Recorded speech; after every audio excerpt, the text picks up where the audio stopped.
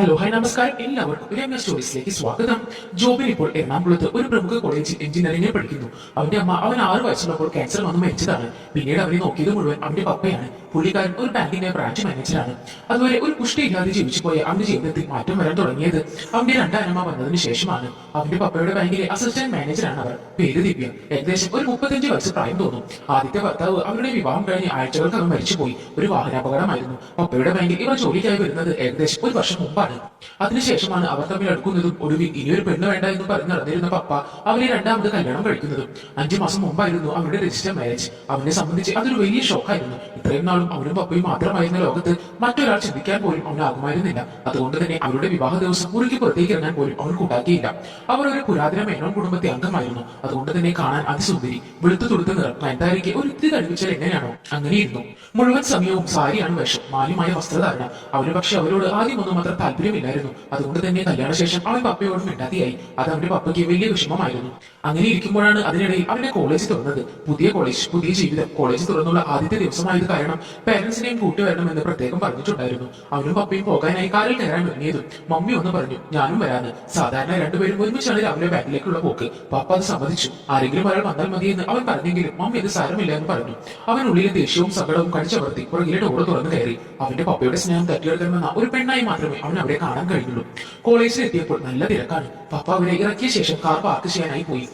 മമ്മിയും അവനും പതിയെ ഓഡിറ്റോറിയത്തിലേക്ക് നടന്നു. വഴിയിൽ നിന്നവരെല്ലാം 10 വയസ്സുള്ള ചെക്കൻ മുതൽ 60 വയസ്സുള്ള കിളവന്മാർ വരെ മമ്മിയെ തന്നെയാണ് നോക്കുന്നത്. അവരെ കുറ്റം പറയാനും പറ്റില്ല, അത്രയും ആകർഷണ ശക്തിയായിരുന്നു അവർക്ക്. പോരാത്തതിന് അന്ന് മമ്മി ഉടുത്തിരുന്ന സാരി നീല കളറിലുള്ള ഒരു അടിപൊളി സാരിയായിരുന്നു. കൈമുട്ട് വരെ നീളമുള്ള ബ്ലൗസിന്റെ കൈ നെറ്റുകൊണ്ടായിരുന്നതിനാൽ ട്രാൻസ്പെറന്റുമായിരുന്നു. എല്ലാവരും അവരെ അങ്ങനെ നോക്കുന്നത് കണ്ടപ്പോഴാണ് അവനും ശ്രദ്ധിക്കാൻ തുടങ്ങിയത്. എല്ലാവരും നോക്കുന്നത് വെറുതെ അല്ല എന്ന് അവന് തോന്നി. ഇതൊക്കെ കണ്ടപ്പോൾ അവനും വല്ലാത്തൊരു സന്തോഷവും അഹങ്കാരവും തോന്നി. എന്തെന്നില്ലാത്ത സന്തോഷമായി.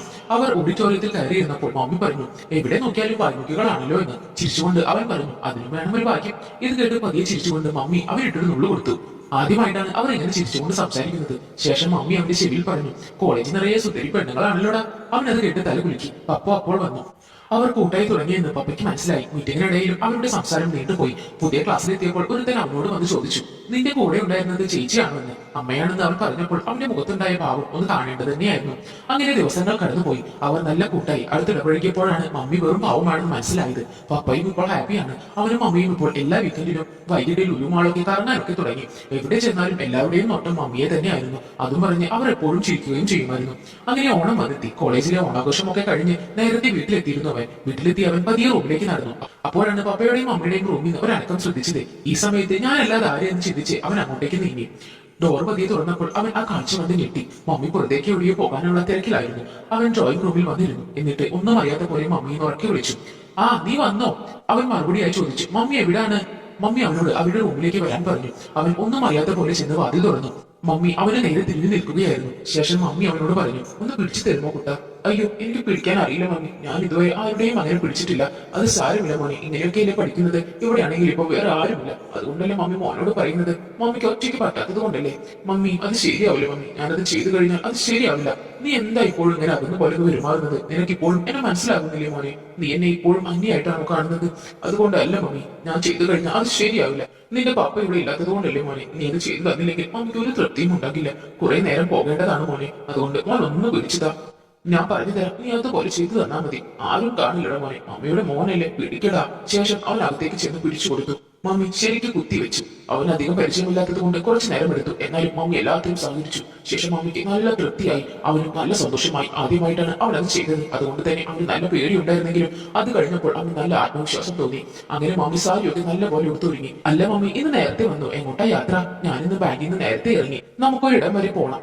വേഗം പോയി കുളിച്ച് റെഡിയായിട്ട് വാ. മാമി അവനെ നേരെ തിരിഞ്ഞുകൊണ്ട് ചിരിച്ചു. അവൻ പതിയെ അവിടെ നിന്നും പിൻവാങ്ങി ബാത്റൂമിൽ കയറി. അങ്ങനെ കുളിച്ച് ഡ്രസ്സൊക്കെ മാറി അവൻ റൂമിന് പുറത്തിറങ്ങി. മമ്മി അടുക്കളയിൽ നിന്ന് വന്ന് പറഞ്ഞു, ഒരു 3-4 ദിവസത്തേക്കുള്ള ഡ്രസ്സ് കൂടി പാക്ക് ചെയ്തോളാം. അവൻ ചോദിച്ചു, ഇത് എങ്ങോട്ടാണ്? നീ ഇതുവരെ പോകാത്ത ഒരു സ്ഥലത്തേക്കാണ്. നിനക്ക് ഒത്തിരി ഇഷ്ടപ്പെടും. എന്നാലും എങ്ങോട്ടാണെന്ന് പറ മമ്മി. അതൊക്കെ പറയാം, നീ ആദ്യം റെഡിയായിട്ട് വാ. അത് പറ്റില്ല, ഇപ്പൊ പറയണം. മമ്മി പറഞ്ഞതൊക്കെ ഞാൻ ചെയ്തു തന്നില്ലേ? ഇപ്പൊ മമ്മി പറഞ്ഞില്ലെങ്കിൽ ഞാൻ ഇനി ഒന്നും പിടിച്ചു തരികയില്ല. പിടങ്ങാകത പറയാം. ശേഷം മമ്മി പറഞ്ഞു, ഓണമായതുകൊണ്ട് മമ്മിയുടെ തറവാട്ടിലേക്ക് പോകുവാണെന്നും അവിടെ ഓണം ഒരു 4 ദിവസത്തേക്കുള്ള ആഘോഷമാണ്. അങ്ങനെ ബാഗിലേക്ക് കുറച്ച് ഡ്രസ്സും എടുത്തിട്ട് അവൻ ഇറങ്ങി. മമ്മി പറഞ്ഞു, എന്നാ നമുക്ക് ഇറങ്ങിയാലോ എന്ന്. അപ്പോ പപ്പയോ? പപ്പയ്ക്ക് വരാൻ പറ്റില്ല. ബാങ്ക് ഓഡിറ്റിംഗ് സംബന്ധമായി ജോലി ഇനിയും കുറെ ചെയ്ത് തീർക്കാനുണ്ടെന്ന്. അങ്ങനെ അവർ ഇറങ്ങി. എനിക്കൊരു കാർ ഉണ്ടായിരുന്നെങ്കിൽ അതിൽ പോയായിരുന്നു. അവൻ ഒന്ന് തട്ടി വിട്ട് നോക്കിയതാണ്. ഓ, കാറൊക്കെ കുറച്ചുകൂടി കഴിഞ്ഞു മതി. മമ്മി ചിരിച്ചുകൊണ്ട് പറഞ്ഞു. അവളുടെ വീട്ടിൽ നിന്ന് കുറച്ച് നടന്നാൽ മതി വൈറ്റിലെ ഹാബിലേക്ക്. മമ്മിക്ക് ഹാൻഡ് ബാഗ് മാത്രമേ ഉള്ളൂ. അവൻ ചോദിച്ചു. എനിക്ക് ഇടാനുള്ളതൊക്കെ അവിടെ ഇടാ, നീ അങ്ങോട്ടേക്ക് ആദ്യമല്ലേ, നിനക്ക് അതുകൊണ്ട് ഇടാനൊന്നുമില്ലല്ലോ. പാലക്കാട്ടേക്കുള്ള ഒരു KSRTC ഫാസ്റ്റിൽ അവർ കയറി. നല്ല തിരക്കാണ്. മമ്മിയും അവനും ഏകദേശം ബസ്സിന്റെ നടുവശത്തേക്ക് നിന്നു. ബസ് മുന്നോട്ടെടുത്തു. കുറച്ചു കഴിഞ്ഞപ്പോൾ അവൾ വല്ലാതെ കൂടി. ഇതിനിടയിൽ അവൻ പുറകിലായി പോയി. മമ്മിയെ അവൻ കണ്ടു. പക്ഷെ ഒരു പ്രശ്നം, ഒരു കിളവനാണ് ഇപ്പോൾ മമ്മിയുടെ പുറകിൽ. അയാൾ എന്തോ കാണിക്കുന്നുണ്ടെന്ന് അവന് മനസ്സിലായി. മമ്മിയുടെ മുഖത്ത് നിന്ന് അത് വ്യക്തമാണ്. അവൻ മുന്നിലേക്ക് കയറാൻ ആവുന്നത് നോക്കിയെങ്കിലും ഒരു ഫലവും ഉണ്ടായില്ല. മമ്മി കയറി നിൽക്കാൻ ശ്രമിക്കുന്നുണ്ടെങ്കിലും നടക്കുന്നുണ്ടായിരുന്നില്ല. പെട്ടെന്ന് ഹാ എന്നൊരു ചെറിയ ശബ്ദം ഉണ്ടാക്കി. അയാൾ ഇത്തിരി പുറകിലേക്ക് മാറി. അയാളുടെ മർമ്മത്തിലിട്ട് മമ്മി കൊടുത്തെന്ന് മനസ്സിലായി. അയാൾ മാറിയ തക്കത്തിന് അവൻ മുന്നോട്ട് കയറി മമ്മിയുടെ പുറകിലെത്തി. തട്ടുകിട്ടിയവൻ എന്നെ നോക്കിക്കൊണ്ട് വേണ്ട വേണ്ട എന്ന് ആദ്യം കാണിക്കുന്നുണ്ട്. അവനറിയില്ലല്ലോ ഞങ്ങൾ ഒരേ വീട്ടിൽ നിന്നാണെന്ന്. പെട്ടെന്നാണ് ബസ് ഒരു സഡൻ ബ്രേക്ക് ഇട്ടത്. അവന്റെ ബാലൻസ് തെറ്റി അവൻ നേരെ പോയി മമ്മി കെട്ടിടിച്ചു. മമ്മി ദേഷ്യത്തോടെ തിരിഞ്ഞു നോക്കി. അവനാണ് പുറകിലെന്ന് മനസ്സിലായതോടെ ആള് കൂളായി മുഖം തിരിച്ചു. ആശ്വാസമായി, അതേസമയം സന്തോഷവും. അവൻ മമ്മിയുടെ കാതിൽ പതിയെ പറഞ്ഞു. മമ്മി സോറി, അറിയാതെ പറ്റിയതാണ്. ഏയ് അതൊന്നും സാരില്ലടാ, നീയല്ലേ, മമ്മിക്ക് കുഴപ്പമില്ല. ഞാൻ വിചാരിച്ചു ആ കിളവനാണെന്ന്. അയാൾ എന്തോ കട്ടിയുള്ള സാധനം വെച്ച് കുത്തുകയായിരുന്നു. വല്ലാത്ത വേദന. ബസ്സിലാണെന്നുള്ള ഒരു ചിന്തയുമില്ലാത്ത മനുഷ്യൻ. ഈ കിളവന്മാർക്ക് ഒരു പരിസരബോധവും ഇല്ല. മമ്മി വിഷമിക്കുന്നത് ഞാൻ കണ്ടു. അതാ ആള് മാറിപ്പോ ഞാൻ കയറി നിന്ന് തരാം. എന്നാൽ ആ സംസാരം അധിക നേരം നീണ്ടു നിന്നില്ല. സീറ്റിലുണ്ടായിരുന്ന രണ്ടുപേർ എണീറ്റതോടെ മമ്മി ഒരു സീറ്റിൽ കയറിയിരുന്നു. അവൻ പതിയെ പുറകിലേക്ക് പിൻവാങ്ങി. അങ്ങനെ സമയം ഒരുപാട് എഴുതി നീങ്ങി. ബസ് പാലക്കാട് എത്തി. അവർ ബസ്സിൽ നിന്ന് ഇറങ്ങി. നീ മടുത്തോ? മമ്മി അവനോട് യാതൊന്നും സംഭവിക്കാത്ത രീതിയിൽ ചോദിച്ചു. അവൻ ചെറുതായി മടുത്തു എന്ന് പറഞ്ഞു. അവരെ കാത്ത് മമ്മിയുടെ ചേട്ടൻ കാറുമായി നിൽപ്പുണ്ടായിരുന്നു. അവർ ആ കാറിനടുത്തേക്ക് നീങ്ങി. മമ്മി അവനെ അങ്ങേക്ക് പരിചയപ്പെടുത്തി. കാർ മുന്നോട്ട് നീങ്ങി. മാമൻ അവനോട് പഠിത്തത്തെ കുറിച്ചൊക്കെ അന്വേഷിച്ചു. ഫസ്റ്റ് ഇയർ ആണെന്ന് പറഞ്ഞപ്പോൾ ഓ നമ്മുടെ മീനാക്ഷിയുടെ പ്രായം എന്നൊരു കമന്റും. ശേഷം അവർ ദിവ്യയുടെ വീട്ടിൽ ചെന്നെത്തി. അവിടെ ഒത്തിരി ബന്ധുക്കൾ ഉണ്ടായിരുന്നു. അവനെ എല്ലാവരും ഒന്ന് പരിചയപ്പെട്ടു. ദിവ്യയ്ക്ക് ജോബിനെ പരിചയപ്പെടുത്താൻ ഒത്തിരി സന്തോഷമായിരുന്നു. മാമൻ കാറിൽ നിന്ന് പറഞ്ഞ മീനാക്ഷിയെയും അവൻ പരിചയപ്പെട്ടു. മമ്മിയുടെ ചേട്ടന്റെ മകളായിരുന്നു. നല്ലൊരു നാടൻ പെൺകുട്ടി. ശേഷം മീനാക്ഷി അവനെ അവിടെ എല്ലാം നടന്ന് പരിചയപ്പെടുത്തി. അങ്ങനെ അവർ നല്ല കമ്പനിയായി. അങ്ങനെ ചായക്കുടിയൊക്കെ കഴിഞ്ഞ് മുറ്റത്ത് പതിയെ നടന്നുകൊണ്ടിരിക്കുമ്പോൾ അവൾ അവനോട് ചോദിച്ചു. ഇയാൾക്ക് എന്താ ഗേൾഫ്രണ്ട് ഒക്കെ ഉണ്ടോ?